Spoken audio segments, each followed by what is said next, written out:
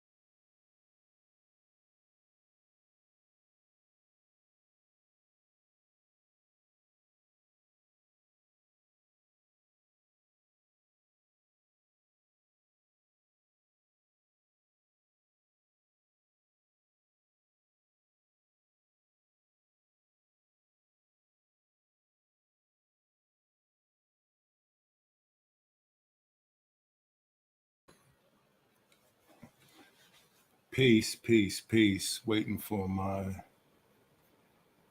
guest to tap in. Hope everything is well. Hope everybody's week is going well.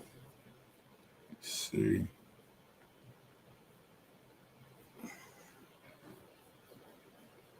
Um,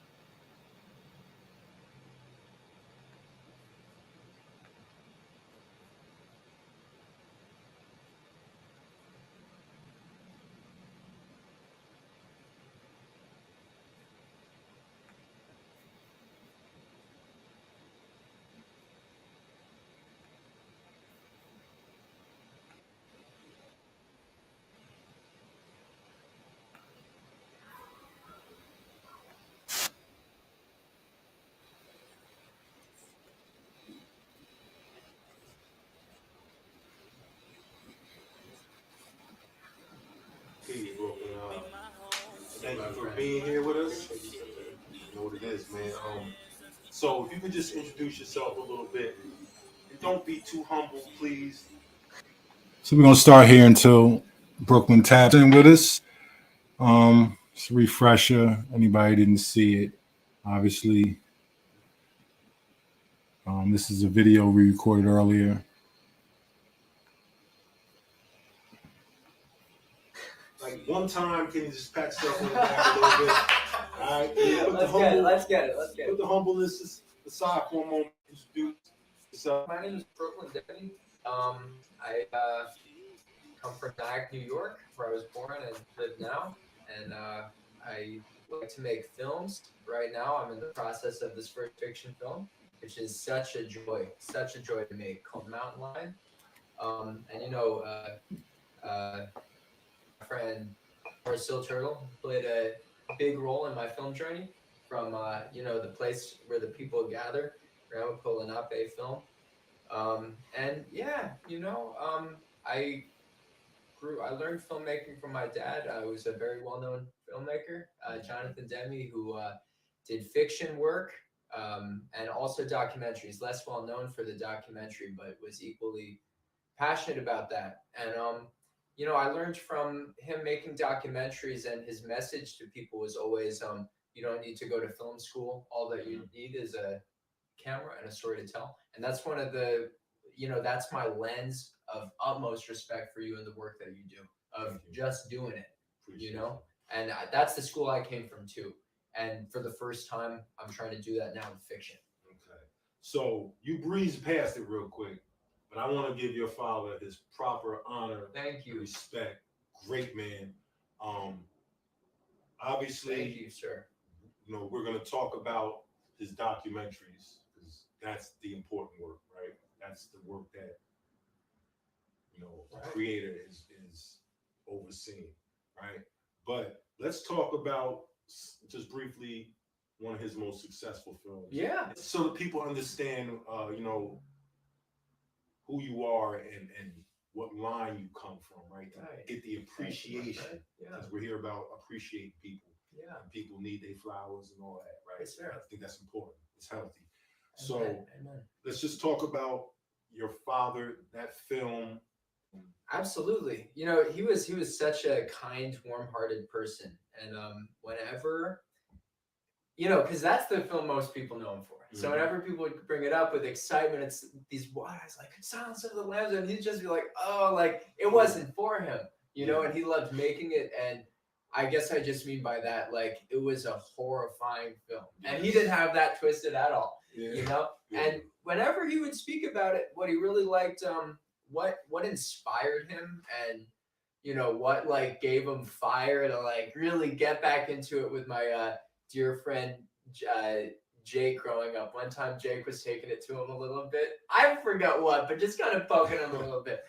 And, you know, just about the legacy of the film, you know, because it has like people speak about it critically too. And, you know, in queer circles in particular, it, you know, people, you know, don't like the influence it has had and the creation of certain stereotypes on films, or I don't know if stereotype is the right word, but, you know, a cinematic impact culturally. And, you know, he stood by it in terms of a women's story of, you know, basically just standing up and succeeding and getting through it. When I met you, when we met at Ramapo Powwow, and you were beginning to work on a documentary at that point. But you had just shot one with your father at Standing Rock. Yes. Could you speak a little bit about Standing Rock? Absolutely. Yeah. You know, you know, he was really just a people person and loved people, loved humanity, and used his platform to, you know, just on a kind of human connection level, you know, you basically use the microphone to amplify stories that should be heard. And yeah, Standing Rock was his final film that I got to be there with him for. The Protection Not Protest, the people of Standing Rock. And we went out for just 3 days with Tavis Smiley from PBS. And you know, it's very kind of journalistic filmmaking.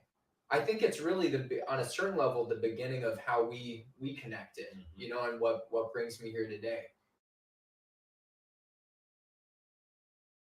You know, I guess one idea of the film is in this culture, in this time and place we live, are mental health issues. And, you know, I guess one of the intentions of this piece is to bridge the gap between mental health issues and mental health vulnerability. And also, you know, I guess the gifts of the human mind and other, you know, the gifts that can be a source of strength in other cultures that people still keep alive in some parts of the world. Absolutely. That, you know, in other places might be a source of strength for individual and community. You know, if there's no container or no way to grow and keep it safe, it can be a source of vulnerability here. Nishi, Kishela Mokwang. Okay.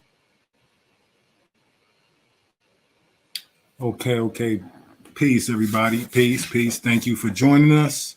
So my guest is here. About to bring him up just give me a moment. Hope everybody is doing good today. Just give me a second. Brother Brooklyn. Okay, so I'm bringing up my brother Brooklyn Demme, filmmaker, director, extraordinary person altogether. We're gonna have a nice little conversation today. Hey, Peace, Still bro. Turtle. How you doing? You can hear me? Peace, yeah, sounds good. How's it going, my friend? Everything's good, man. And yourself? Right on. Blessed to be alive. Really happy to be here with you today. Okay, good to have you. So where you at today? I'm with some friends upstate New York a little bit, helping to plant some trees. Sun is not out, but it is hot. Mid-80s. Okay. So it's lovely forest. So how is the so we're here to talk about this great movie, Mountain Lion, right? Thank you, my friend. So just showed a little clip of it. Let's talk about let's just recap the film a little bit again. Talk a little bit about what the film's about and some of the people in it. Right on. Yeah. Where shall we begin? Or Still Turtle, I'm wondering, do you have the link right now? To the Seed film? To the Seed film, you want to pull that up? I'm wondering what you think about dropping just the teaser up to the Clinica title card. I'm not sure if I can bring it in through because it's on. Am I able to bring it in through the other? True, it's on Vimeo, so maybe not. So I guess conversation for now. I was just thinking some impromptu stuff. Yeah, I can. We can set that up for our next conversation. Wonderful. Okay. Excellent. Yeah. Well, thanks for having me on, bro. Yeah. No. Thank you for having me.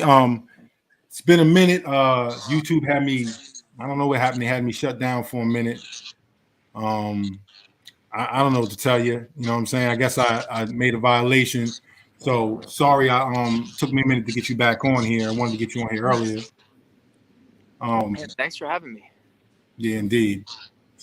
So is that your volume I'm hearing? Can you hear me? Yeah. No, I hear some feedback.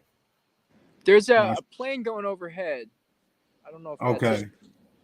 If the sound's not so great, I could go into the car. I'm near my car. Oh, no. You sound fine. You sound fine. All right. So this film, what was some of the inspiration for it? Let's just start there. Yeah. Well, and forgive me if I'm repeating myself. Let me know if I'm hitting the same bases last time. I know it's all right. These are right. Don't worry. Thank you, my friend. I feel this story really kind of began when I was in a community called Huachirpas, an Achuar community in the Ecuadorian Amazon. This was right before COVID, and basically just being around this very, very rich culture that has survived, never has successfully resisted colonization, and due to deforestation now has to adjust lifestyle and culture in order to stay alive. There's not enough forest left to I guess move around and follow the rhythms of their ancestors with respect to hunting, fishing, agriculture, etc. In any case, while I was there, I just started I got to be around a culture that doesn't have drugs, doesn't have police, doesn't have prison, and in absence of all these things, in my perspective, everybody must carry more of the culture and the family weight, including community security, for instance. And this is all I'm sorry. So real quick, so you have spent quite a bit of time around actual indigenous communities. Am I right? Yeah, thanks to God, more than most people have had time, Yeah. Yeah, so that's I'm 6 weeks there. 6 weeks. And now, was that how many times have you is that the first time you actually got to spend time with an indigenous community, or is this something that you have done multiple times? Like, is this a part of part of your regular travels? You know, it's kind of a that was it's all relationship based, you know? And Mm-hmm. for me, it's all, you know, it's all thanks to my dad for bringing me to the Split Rock Sweetwater Prayer Camp. It's thanks to, you know, all of my Ramapo Lenape friends and relatives and colleagues. Two Clouds for sure. Many Yeah. people there. Chief Perry, Chief Carla, all sorts of people, Grandma Cindy. And basically just from there, I actually connected with Achwar people from my friends, the Morse family in Tucson, Arizona, and a wonderful elder nun named Sister Judy Biziano. And basically was invited down in a filmmaking capacity. Met somebody there named Angel Utsa, who would then invite me to visit the community that he grew up in that he no longer lives in, to basically, you know, offer English language and be there like that for a little bit. And that was the, you know, first time of two there. Okay. Yeah, still have Okay. some Yeah. So, water project going on there. absolutely. So yeah, I was just interested to hear, you know, how these type of interactions and everything have affected you or enriched your life, you know, and what differences, what glaring differences you see between uh, the people, you know, I guess you would say of the states and people of indigenous cultures. Besides the obvious, you know, they live, you know what I mean? Like, what are some of the, you know what I mean, the biggest differences you see from the people? Yeah, it's profound. It's profound still, Turtle. Like, you know, I think the first thing that comes to mind is, you know, in the culture of the people of Huachirpas and Achwar, and I think other people with different languages but closely related languages and material cultures nearby, you know, there's a lot that, of course, there's so much that doesn't meet the eye, you know, and like as far as a building goes, um, either it's a really sturdy building that is built from natural forest materials, lasts for a couple decades, um, and I guess what I'm trying to say is that like there's a lot of 6 weeks isn't really enough to I in my life I feel like 3 months is enough to really kind of be in a place. 6 weeks is enough time to like kind of see it, you know, a little bit. Mm-hmm. But it's just such a beautiful deep culture to experience from the out from the Yeah. outside, you know? And like I guess I just mean to say it's a beautiful thing to get to see. And there's so much of the culture that lives in the mind and in the language that is not in evident in the material culture. Got you. Mm. Okay. Still there? You have me? Yeah, you just popped back in. Okay, so you're saying that your trip out here is kind of what inspired you to make the film Mountain Lion. You just continue expounding on that. Yeah, for sure. Well, you know, I guess part of it came when a lot of indigenous people were getting killed in the city, um, in the context of a big national fuel hike. And, you know, it made life unlivable. So people went in to, you know, demand a change basically. And demand is even, maybe it's an appropriate word, but basically going in peacefully to communicate. And the place where I was, everybody picked up their spears. And the gentleman I was staying with named Kuyach um, helped me see that it wasn't to do violence. It was because he said a tiger doesn't leave its claws at the door. And even Mm, though it's not, you know, specifically, I think, explicit within the script, that idea and the relationship between a healthy jaguar and its claws, a healthy human of the forest and its spear, um, to me is part of the same conversation of community safety, community health, community security in this part of the mm, world that lives without fear and without police and without the need for police. So part of it is about this presence of claws in healthy creatures in nature, and a bigger desire to learn how to respect each other in the power that we inhabit. Absolutely. Absolutely. So how does in terms of characters, in terms of developing the story, um what about all these your experience there helps you start to develop the story? Like, what's the basis of the story? If you could tell the people a little bit about what the story's about. Yeah. I guess yeah, and thanks. Thanks, Norris. I guess with that jump off point of this explanation of it's starting in the Amazon, another part of this culture which people here have managed to preserve in spite of all of the forces against it is traditional healing techniques, which they call shamanism. And Okay. part of the main character Miguel, part of his experience is I guess experiencing some part of the intangible forces um, that are present and interacted with in a traditional shamanic context, but encountering it and navigating it on his own in a modern American cultural context, in which none of that is real, and in which all of that, if expressed, is only evident in terms of mental illness. So, part of the story is has to do with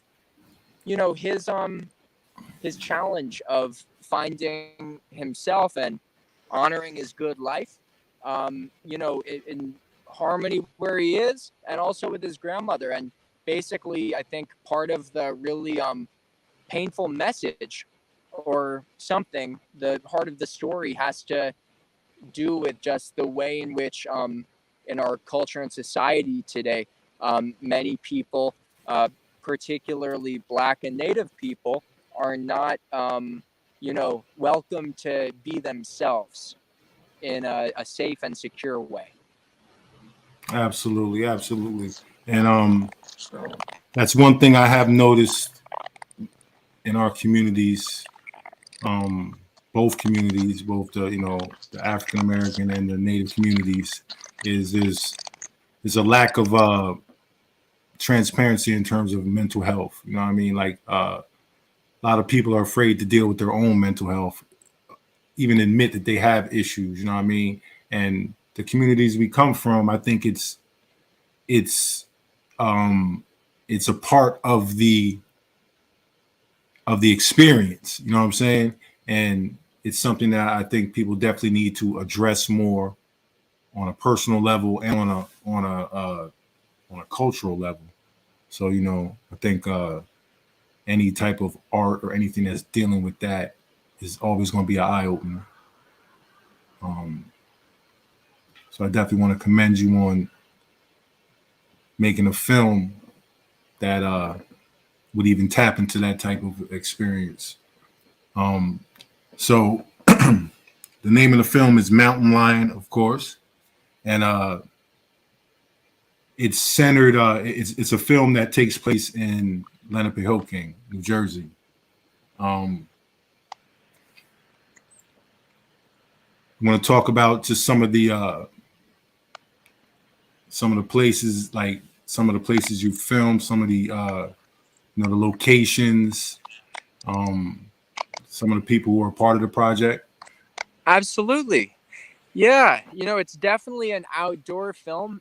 In a lot of the places that I have loved to spend time in Rockland County, where I'm from and where I've lived now for a number of years, particularly the marsh in and around Piermont, Spark Hill, and an identical one, more or less, up the river, north of Haverstraw, Iona Island. The locations in reality are I don't know, a half hour apart or something in the story, different locations to create one fictional, but, you know, based on reality place. Um, and, you know, one interesting detail that I think about a little bit is the marshes, which are like, you know, just a place I love there. Um, and sort of the last remaining um, healthy wetlands in the area, the marsh grass that we're accustomed to seeing is actually a post-colonial species that closely resembles the native one. That's not really there anymore, which I learned from friend Daniel Wolf, who's been very helpful in this sort of work, this project and others. But yeah, you know, my dear friend and partner on this film, Sean Key Harris, you know, just deep heartfelt thanks to him. You know, yeah, we really kind of did this in you know, most of my film work is just very run and gun documentary style. And we followed the script, but really tried to follow that sort of rhythm. So just the two of us in the crew, camera, we had a field monitor, some lavalier kits, natural lighting, and we just did it. Yeah, on the back end, a friend I'm planting here trees with today, Quana Hicks, really, as a filmmaker, Still Turtle, you know how central audio is in the film Yeah. experience. And you know, we made something nice, but it was pretty rough. And he's a wizard in the music engineering booth, and he really refined it a whole lot. Quana Hicks, son of little son Floyd Hicks, who is, you know, really plays a subtle but very significant role in the heart of the film when he offers a prayer song. Absolutely. Respect to him. Respect to him. And And I know that audio work can be difficult. You know what I mean? Like, it takes a talent to really bring all that together in terms of the audio, and it means a whole lot to the film. So big up to that. Big up to that brother, and definitely appreciate you both. So what about So we have a couple of actresses. We'll talk about some of the women in the film. absolutely. And are you hearing some static, or is the sound all right? I hear you. I hear a little static from moving around, but the sound's all right. Okay, cool. I got a little thing on mine, but if it's cool on your end, we're good. Yeah, it's fine. Okay, wonderful. And yeah, last real quick on Quana before moving on to, you know, the incredible, lovely ladies in the film. Quana will, I believe, be with us at the roundtable following the virtual premiere a week from tomorrow. Yeah, so, you know, it's a small, incredible team. There is Nisha Wepa, who is a New York City resident who works in Northern Rockland. Really, really passionate actor. This might be her birthday. If it is, happy birthday. If it's Happy birthday. yeah, this is definitely the season, whether or not this is the day. But she's awesome. She's a you know, talented actor. That's how I know her. She also runs comedy shows, mainly in Uptown Manhattan, and is also a visual artist as well. Also on the team, yeah, she really brings the heat. There's Lily Nin of Nyack, who plays Lupe. Oh, no, I'm sorry, I didn't mean to breeze past. Yeah, Nisha Wepa's character is Maria, sister of Miguel, who has a very different, more practical, pragmatic interpretation of what is best for Miguel, and I guess more so interpretation of her responsibility to be a good sister to him and to exert an influence that will keep him safe, which is more grounded, you know, in line with the risks of society, the more, you know, our nuts and bolts needs of, you know, stability in this world. And yeah, Lily Nin, absolute powerhouse. She's lives in Nyack and is a wonderful, wonderful painter whose work will be featured on the flyer for the premiere. And she and Willie Will, the who plays Miguel, really just hit it out of the park. And last but not least, my friend and sister Eliza Martin, who's a immensely talented actor who I grew up in Community with, who worked in the two of my dad's films, Rachel Getting Married and also Ricky and the Flash, and just has these like really jam-packed, incredible featured extra roles in each. They're all stars. She's great. They're all wonderful. Absolutely, absolutely. And then I see you have a couple of looks like some would-be veterans participating in the film too. Some Hollywood veterans I see. And you like to talk a little bit about those gentlemen? That's right. That's right. Yes, thank you. Let's begin with Mr. Samuel Harps, who people in Rockland know. He's been Hmm. working and doing great work in the arts, in the community, and at the intersection of both for years.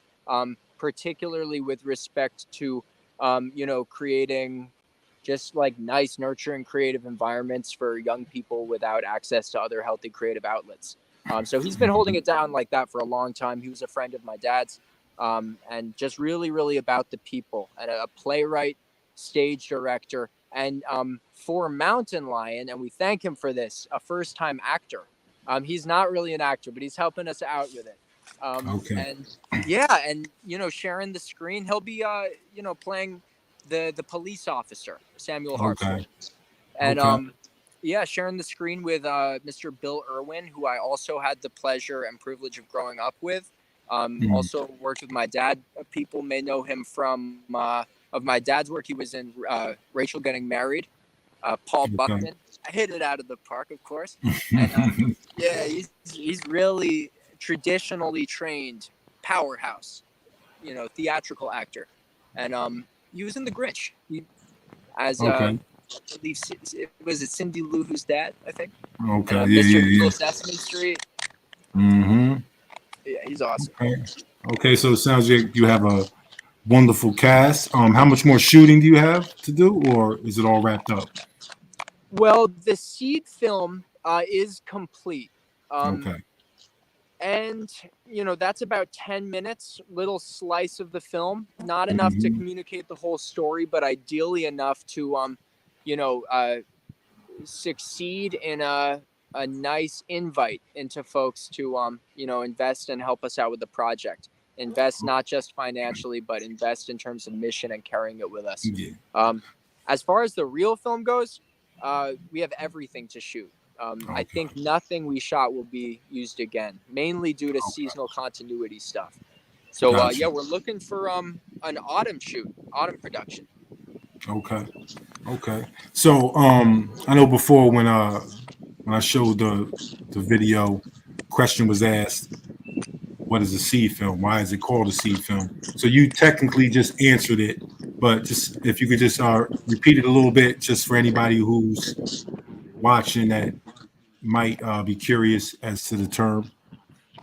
Sure, thank you for this opportunity to speak on it. Um, the seed film is really about creating a seed to take care of, and I guess and I'm kind of just thinking this right now for the first time. Um, Seed on the level of putting all of the care, intention, and effort into this thing that we will put into the proper piece. Um, I guess not just to demonstrate our ability to do it for the outside, but to really begin the process with good, clear intentions. Um, it's pretty intense, pretty high stakes subject matter that I Mhm. think requires a great deal of care and discretion and teamwork and humility to approach and carry and undertake. So and I think by the same token, the seed film has all the essentials, has all the ingredients, but in no way exposes or reveals the whole story. I think part of that is because of the intensity of the story. And I think it requires a lot of runway to really share it in a meaningful way that, succeeds in carrying all of the nuance and complexity that we're aiming for, which in some is to help, you know, I guess reveal what happened to Jordan Neely um on the train very recently, I on the radio this morning heard the legal basis for why the word murder is unfit for it. Before Yeah. this morning, for in my own mind, I think of it as a lynching and a murder. And on the radio this morning, I heard that it is unfit because of intentionality. But without getting too off the track here, Mhm. the purpose of the Mountain Lion film, in the name of these very, very life and death issues that we need to take responsibility for, is all about trying to present it in a way which, in which it is clear as a tragedy for everyone. Mhm. And like the world that happens in is horrendous for everyone, and different people are at greater personal risk, and still, in my opinion,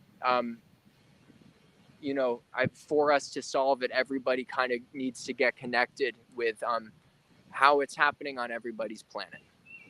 Yeah, that you brought up Jordan Neely, and this film is, wants to touch on mental health issues. Uh, so I used to work at Target, right, Right. right here at right here in downtown Brooklyn, at Atlantic Terminal, which is the main Brooklyn hub of the subway, right. So you'll Right. see it's a picture of him in front of 59th Street, right. There's also a Target on 59th Street. There's one on 34th Street, 14th Street. A lot of these homeless people go, like, Target is kind of the backbone of where they'll go there to wash up, they'll go there to get food. You know what I'm saying? So these people, we see them all the time. He was someone who I had seen multiple times in my store. And because my job, I was a part of security, but I was Right. also part of the outreach. So when the homeless would come in, I was the one who would go speak to them and try to help them, give them food, See. things like that. So I encountered him a few times. You know what I mean? And it is definitely uh like people are slipping through the cracks in terms of healthcare. You know what I'm saying? And they're out here and they don't have nowhere to go, and they're getting washed up in Target bathrooms. You know what I'm saying? They're getting treated, you know what I mean, like trash. You know what I mean? Like, I can't say that they don't, have issues, and the average person isn't going to be offended by some of the things they do and say. You know what I mean? But that's a mental health issue. You know what I'm saying? And bringing awareness to it is definitely going to bring more compassion to situations like this. And I would just want to commend you on even, uh, you know, addressing that. You know what I mean? In terms of your film. So I just want Thank you, to Still definitely say Turtle. that. Thank you, my friend. I thank my dad and the Great Spirit for the opportunity to it. So thank you. Absolutely. And for people who are tuning in now, obviously, keep bringing up, obviously your father. And um, so as I said before, great man, left a great legacy. Um,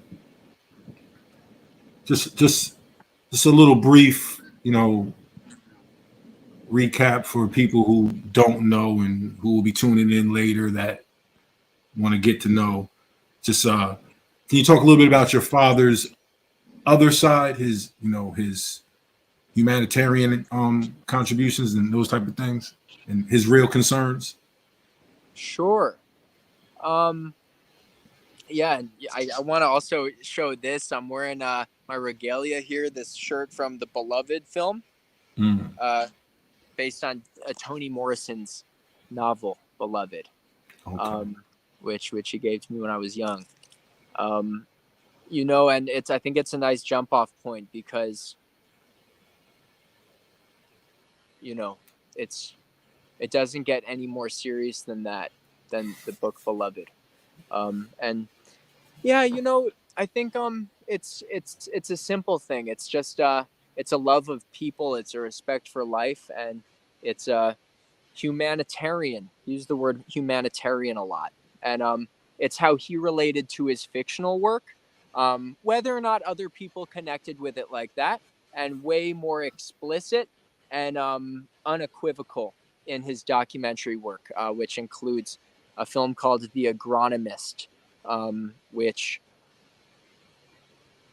in which we get to know the heart and life of the Haitian radio journalist Jean Dominique, who was assassinated for his commitment to the work that you do, Still Turtle.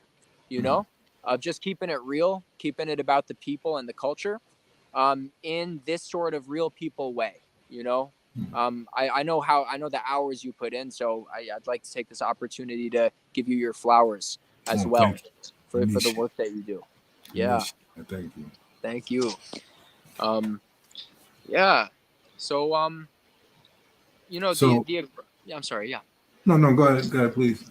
Just if anybody's interested in checking out his work, I'd recommend The Agronomist for sure. And also a short film. I'm not sure where it's available online. I think it's at least on Amazon. It's called What's Motivating Tyrone Hayes, which is about an absolutely incredible, another person who's doing the same work in his own lane of biology. Starting in, at home in love with the more vibrant forests and swamps of the Carolinas in his youth, and then other stuff later on, California, all sorts of places. But I'd highly recommend that. What's Motivating Tyrone Hayes? Okay.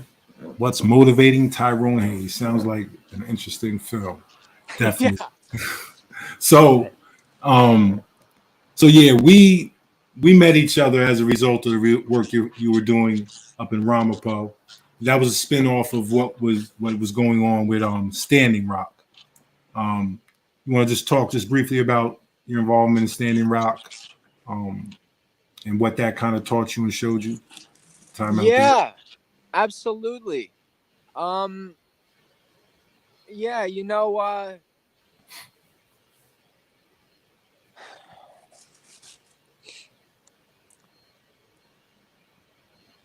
I guess it became national news, I think, in about the summer of 2016.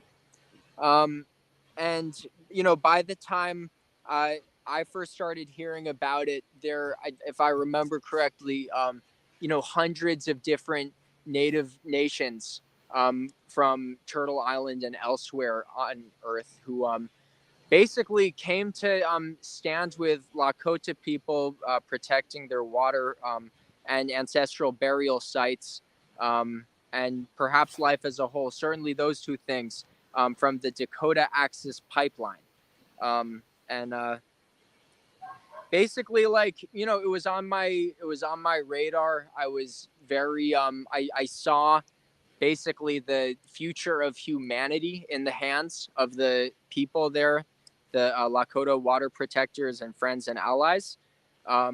And I knew my dad was simply very much about it, and that this was likely something that he would want to, bring his camera to and, activate his platform on behalf of.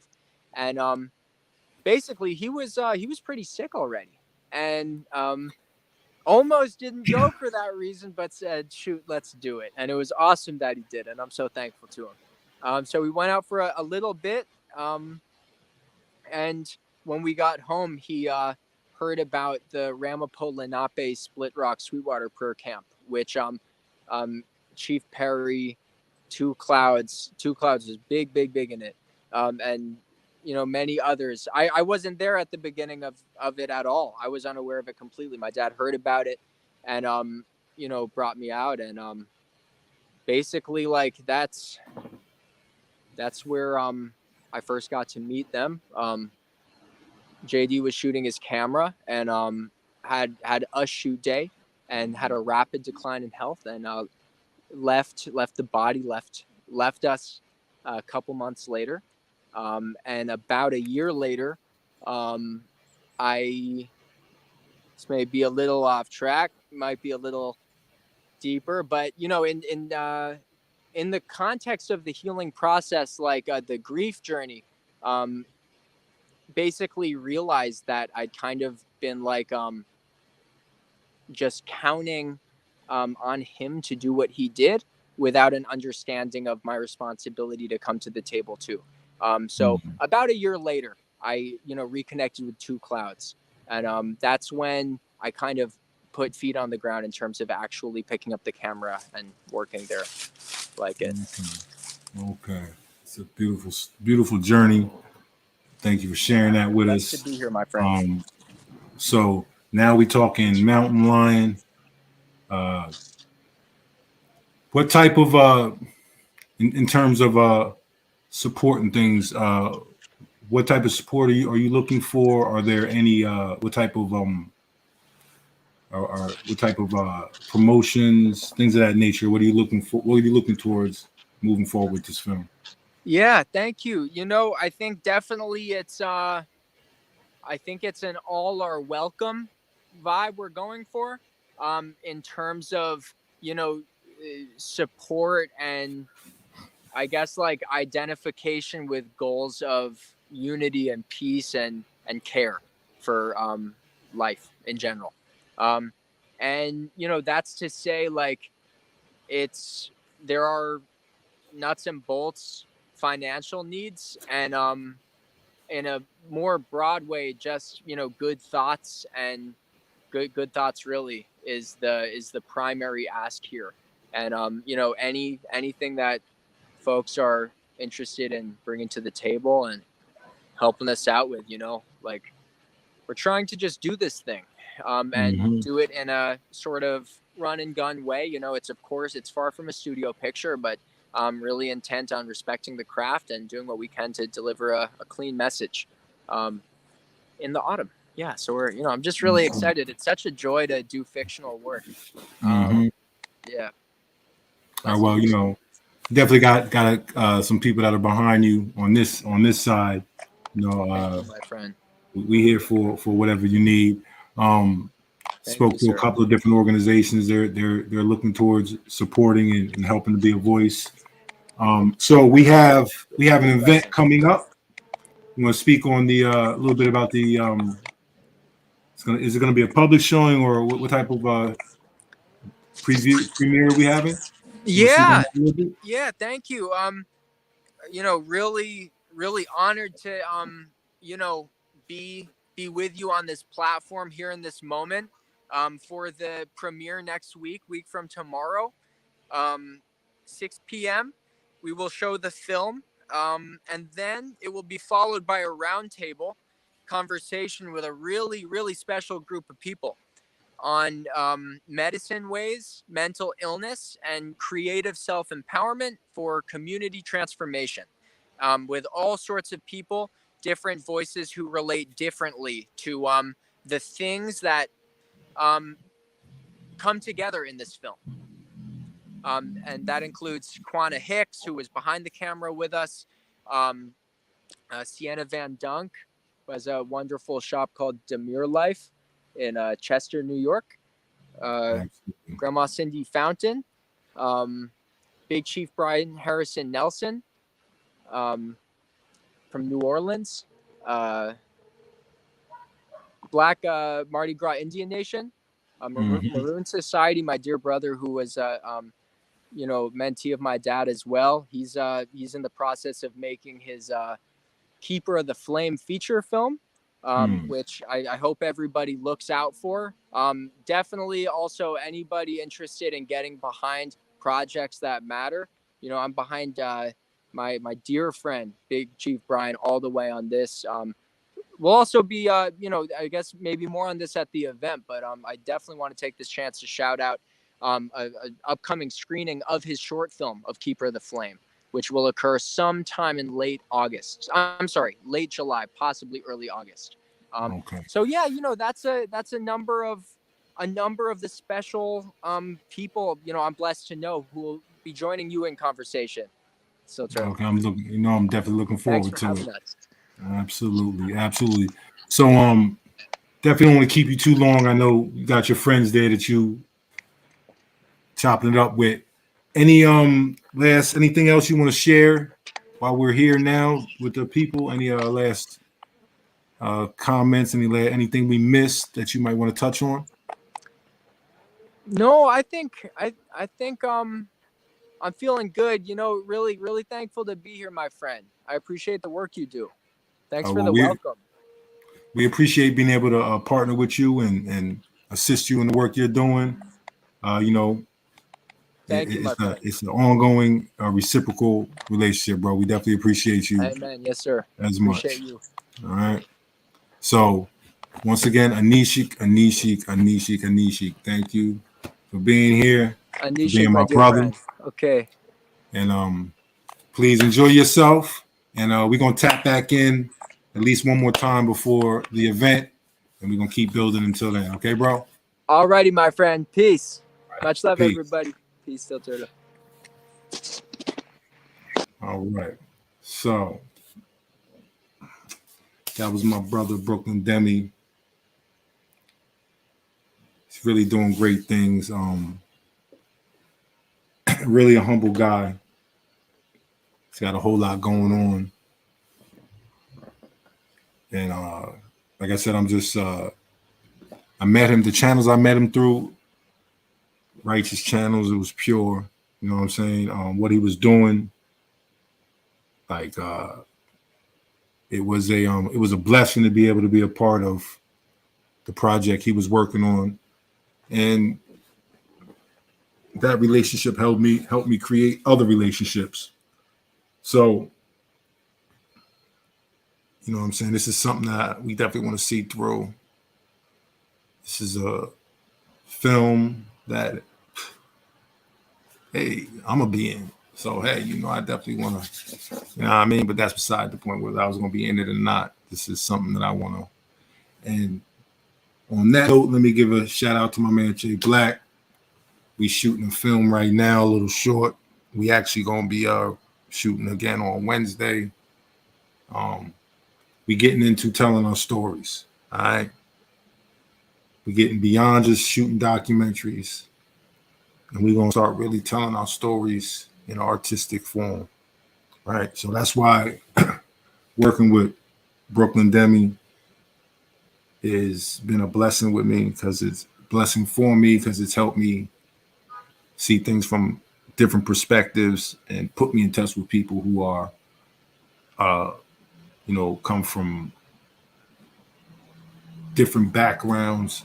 You know what I mean? So it's definitely a blessing, but we all have something in common, and that's film, right? Indigenous cultures, and telling, you know, a righteous story. So gonna be doing work with Brooklyn Demme, my man Shay Black. We doing films now. We got some things lined up. And we just getting out here shooting. You know what I mean? We getting out here, we telling our story. We're not waiting for nobody to, of course, yeah, we need funding. Yeah. You know what I mean? But we're gonna do what we can for ourselves, and the rest is gonna come. You know what I mean? Like, we got the skill to do everything we need to do, so we're gonna do it. We've been doing it for others for years. You know what I mean? The people I'm coming together with are people who have been producing videos and working on films and doing everything. We the artists behind the artists. You know what I'm saying? So instead of telling other people's stories, we're going to use our own artistic ability to tell our stories and tell stories that we think are important. Feel me? So that's the direction we're moving in. Definitely not going to be bickering and debating. We're going to keep creating and moving forward. So everybody that was here, thank you. You know what I mean? The righteous are the ones who choose themselves. You know what I mean? It's, everybody ain't gonna stand here. Everybody ain't going, but the righteous gonna be here. You know what I mean? A alike, B alike, C alike. We'll be back later on. Have to take a moment. Got some work to do. Check back into the office. You know what I mean? We're gonna check back in later and see what's going on. Tap in, see what's going on in the YouTube world. See what's going on in the TikTok world. Like I said, they out there getting at them. I don't got to spend no time debunking these people, because it's a whole army of people online debunking them now. So we can continue to share this real information and share with you the things that we're doing to change our situations.